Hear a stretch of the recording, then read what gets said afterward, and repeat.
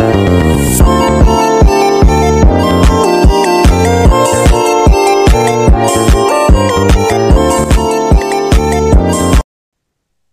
teman-teman Manggala, kita akan melanjutkan pembahasan soal dari nomor 5 hingga nomor terakhir.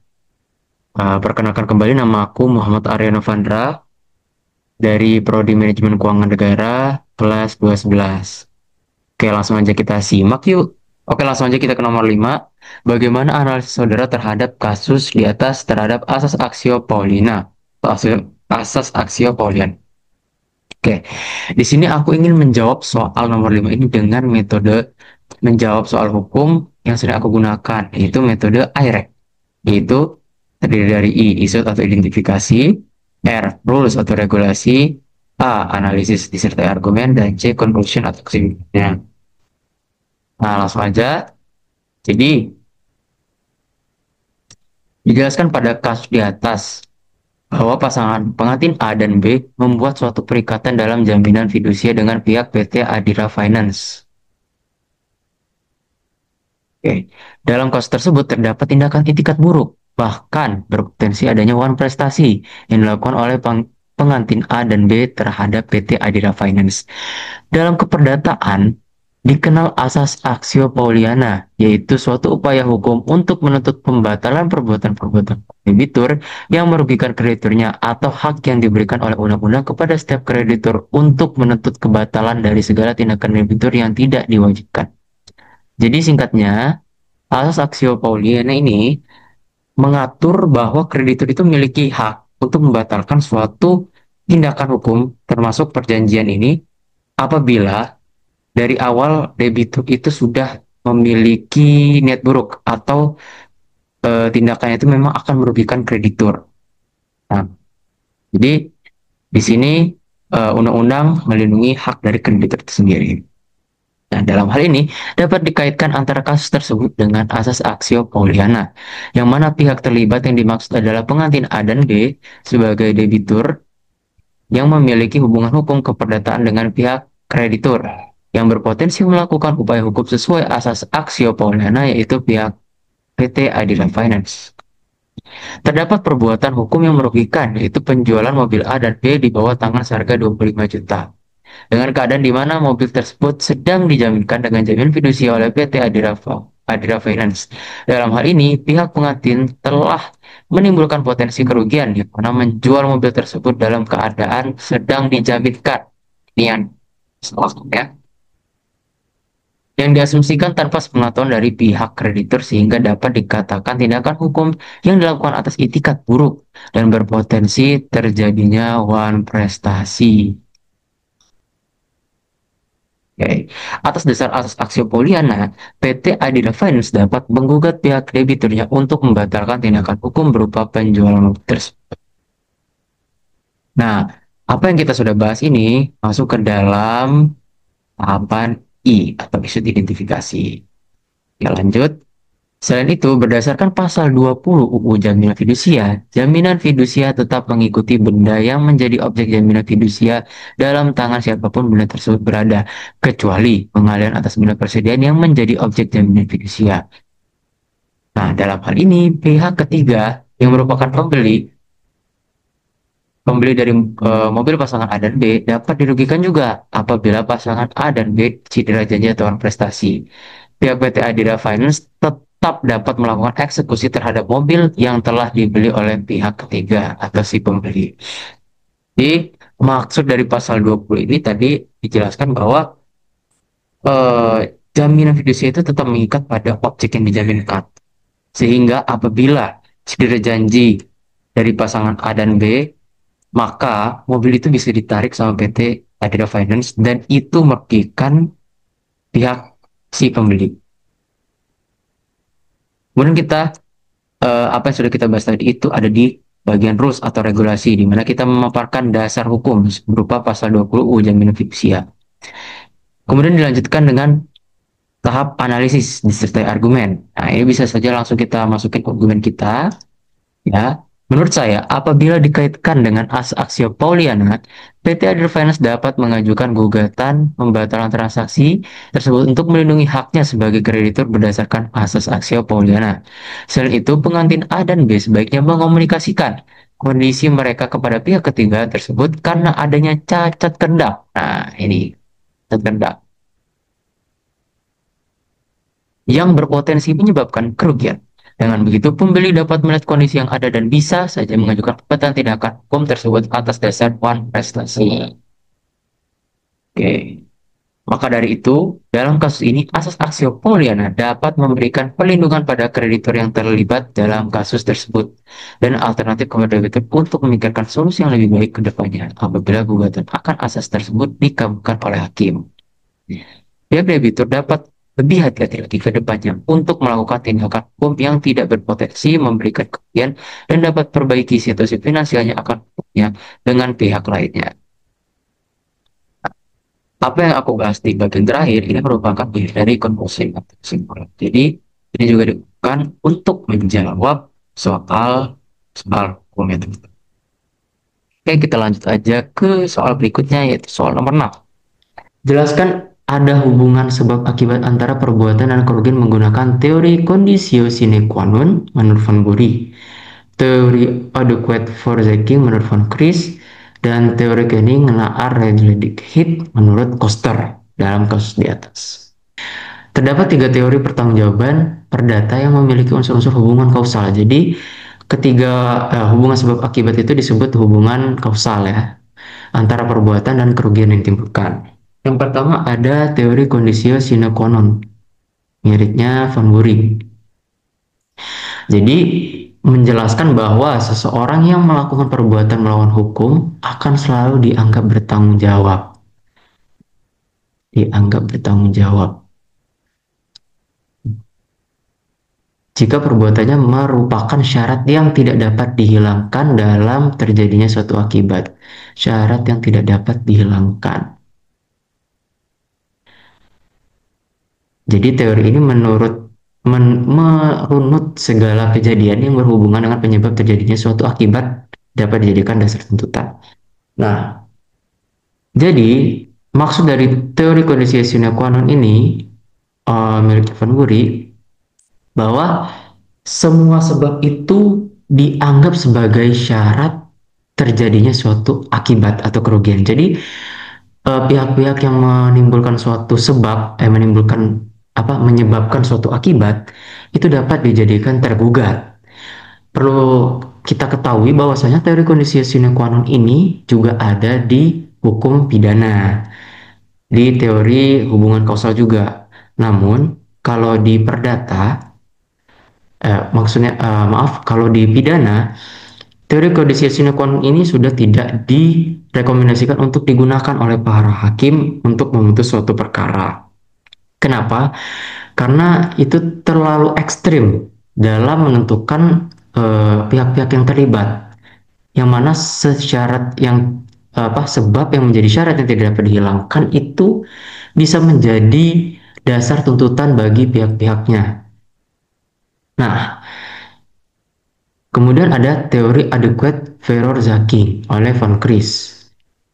Ini menjelaskan bahwa seseorang hanya dapat dimintai pertanggungjawaban atas kerugian yang secara wajar dapat diperkirakan sebagai akibat dari perbuatannya.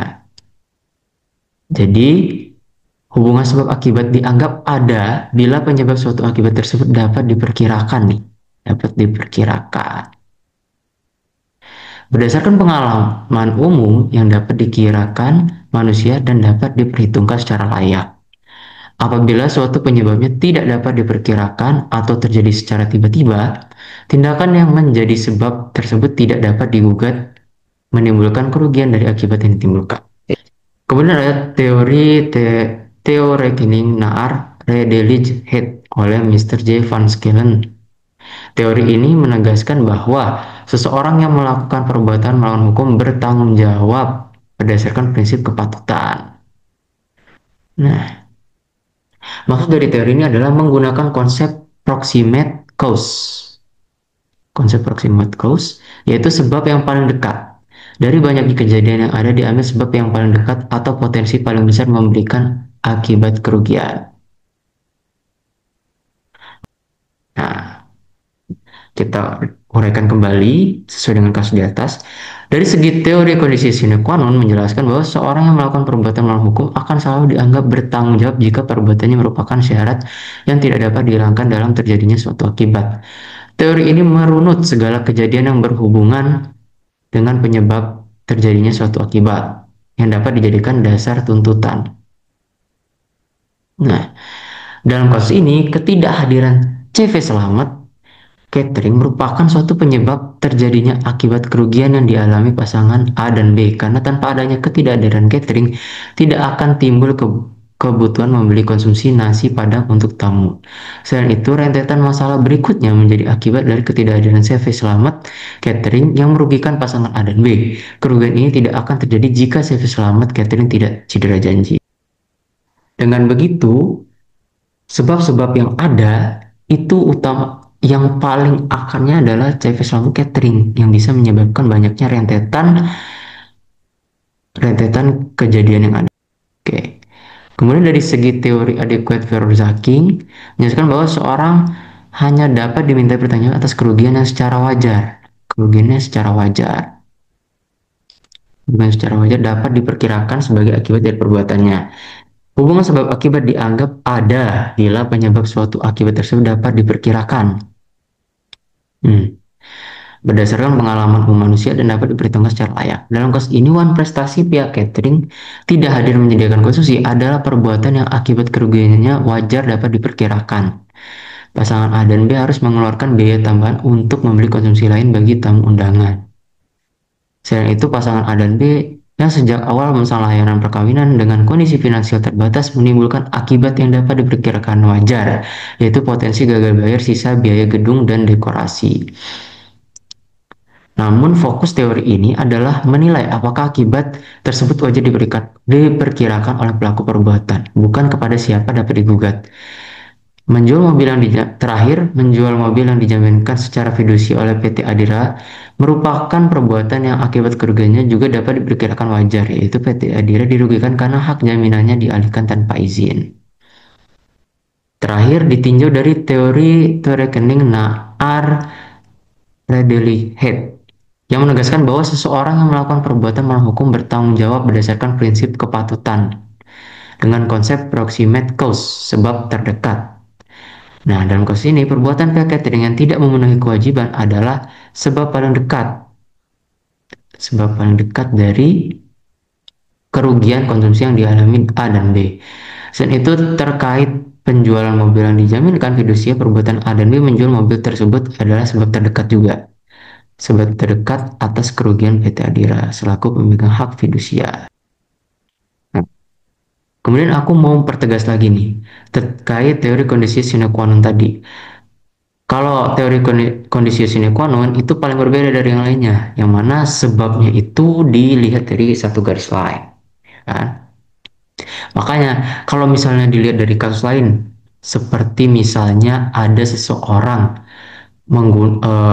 memukul orang lain menggunakan palu, semisal palu, yang mana dapat menyebabkan eh, tindakan kriminal terhadap pihak yang ia pukul. Di situ kan dia dipukul menggunakan palu.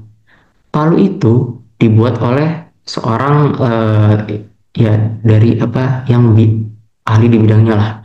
Dan orang yang ahli di bidangnya itu sebelumnya memang sudah menjual palu tersebut ke pihak penjual palu, yang mana penjual palu ini membeli palu dan menjual mengambil hasil olahan palu tersebut dan menjualnya ke salah satu pihak yang terlibat dalam kejadian pemukulan tadi.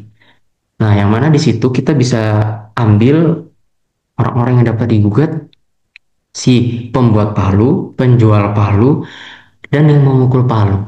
Nah, itulah mengapa teori kondisi sine qua non ini dianggap ekstrim oleh beberapa ahli dan juga hakim dalam yang memutus perkara agar dengan begitu teori kondisi sine qua non ini tidak diperkenankan untuk digunakan dalam memutus suatu perkara. Begitu juga dalam keperdataan. Beda halnya dengan adequate dan juga teori rekening yang masih bisa digunakan dalam memutus perkara. Kita lanjut ke nomor 7. Bagaimana sebaiknya yang dapat dilakukan A untuk menyelesaikan permasalahan yang dihadapi? Nah, di sini masih sebagai pengantin tadi ya. Nah, sesuai dengan kasus yang telah dipaparkan, terdapat beberapa solusi untuk menyelesaikan permasalahan yang dialami oleh pasangan pengantin A dan B, yaitu pertama, terkait lalainya kewajiban CP Selamat Catering atas perikatan dengan pasangan pengantin A dan B. Ini adalah hal pertama yang bisa kita eh, selesaikan. Dalam hal ini, pengantin A dapat mengambil langkah awal atas prestasi yang dilakukan, yaitu dengan mengajukan somasi pada CP Selamat Catering. Dasar dari langkah somasi ini termuat dalam pasal 1238 KUH Perdata. Oke, yang menyatakan bahwa debitur dinyatakan lalai dengan surat perintah atau dengan akta sejenis itu atau berdasarkan kekuatan dari perikatan sendiri, yaitu bila perikatan ini mengakibatkan debitur harus dianggap lalai dengan lewatnya waktu yang ditentukan. Richard Eddy menggarisbawahi tiga hal utama yang harus dimuat di dalam somasi antara lain hal yang dituntut, dasar tuntutannya, dan jangka waktu pemenuhan hal yang dituntut. Kemudian langkah selanjutnya, apabila CP Selamat Catering tidak memberikan tanggapan atas somasi yang diberikan, A dapat menggugat CP Selamat Catering ke pengadilan atas tindakan wan prestasi. Hakim akan memutuskan dan menetapkan bahwa tindakan tersebut memang melakukan prestasi dan menghasilkan beberapa kemungkinan tuntutan di antaranya. Ada 5 kemungkinan. Yang pertama, pembatalan perjanjian, yaitu dengan adanya pembatalan perjanjian akan membawa kedua belah pihak kembali pada keadaan sebelum perjanjian diadakan. Yang kedua, pembatalan perjanjian disertai tuntutan ganti rugi yang timbul karena debitur melakukan wan prestasi. Berdasarkan pasal 1246 KUH Perdata, ganti kerugian terdiri dari 3 unsur. Ada biaya, yaitu segala pengeluaran atau ongkos-ongkos yang nyatanya telah dikeluarkan. Kedua, rugi, yaitu kerugian karena kerusakan barang-barang kepunyaan kreditur yang diakibatkan oleh kelalaian debitur. Yang ketiga, bunga, yaitu keuntungan yang seharusnya diperoleh atau diharapkan oleh kreditur apabila debitur tidak layak. Kemudian yang ketiga ada pemenuhan kontrak, di mana kreditur hanya meminta pemenuhan prestasi saja dari debitur. Kemudian yang keempat ada pemenuhan kontrak disertai tuntutan ganti rugi nih, yaitu selain menuntut pemenuhan prestasi, kreditur juga menuntut ganti rugi oleh debitur. Yang terakhir menuntut penggantian kerugian saja. Nah, yang kedua terkait ketidaksanggupan finansial pasangan A dan B untuk melunasi pinjaman gedung G, TK instan, dan dekorasi tata rias. Oke. Nah, uang ganti rugi dari CV Selamat Catering dapat digunakan untuk mencicil sebagian atau seluruh hutang yang ada. Jadi ini berkaitan dengan alasan yang pertama atau langkah pertama tadi ya, teman-teman. Mana kalau misalnya dalam penggugatan prestasi tadi dan mendapatkan ganti rugi berupa bunga, maka kita eh, uang yang dikembalikan oleh pihak Selamat Catering itu bisa CV sama catering itu bisa lebih dari nilai yang mereka rugikan kepada kita. Nah, itu juga bisa menghasilkan nilai yang besar, teman-teman. Maka dari itu, dapat digunakan untuk mencicil sebagian atau seluruh hutang yang ada. Dalam hal ini, asumsi putusan pengadilan atasan prestasi CV Selamat Catering adalah berupa uang ganti rugi yang disertai dengan pasangan A dan B dapat juga mengajukan penanggungan kepada pihak penyewa gedung G PKStan dan dekorasi tata rias sesuai dengan pasal yang diatur pada pasal 1820, 1830 KUH Perdata. Jadi, perlu diketahui teman-teman, kalau misalnya nih masih kurang dananya untuk membayar hutang dengan cepat, kita bisa melakukan atau mengajukan suatu penanggungan. Kepada siapa sih? Kita bisa mengajukannya kepada pihak terdekat. Pihak yang mana kita bisa fleksibel dalam membayar hutangnya, yaitu pada kerabat keluarga, kerabat dekat dan keluarga. Hal ini dapat memudahkan pasangan A dan B untuk melunasi kewajibannya pada penanggung nantinya, yang mana penanggung tersebut merupakan keluarga ataupun kerabat dekat dari mereka. Di garis bawah ya. Dengan begitu, pasangan tersebut dapat menghindari opsi pengajuan jaminan baru dan fokus pada penyelesaian masalah jaminan fidusia dengan PT Adira Finance.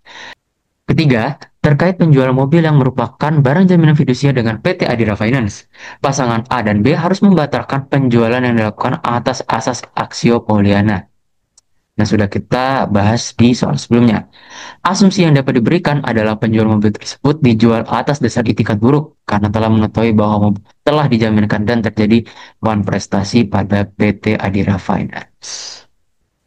Baik, cukup sekian pembahasan dari soal UAS Hukum Perdata tahun 2024. Kurang lebihnya aku dan Awan mohon maaf. Semoga apa yang kami sampaikan ini dapat bermanfaat untuk teman-teman semua. Dan semoga kita semua bisa mendapatkan nilai yang terbaik. Amin. Terima kasih sudah menonton sampai akhir ya. Sampai jumpa di video berikutnya.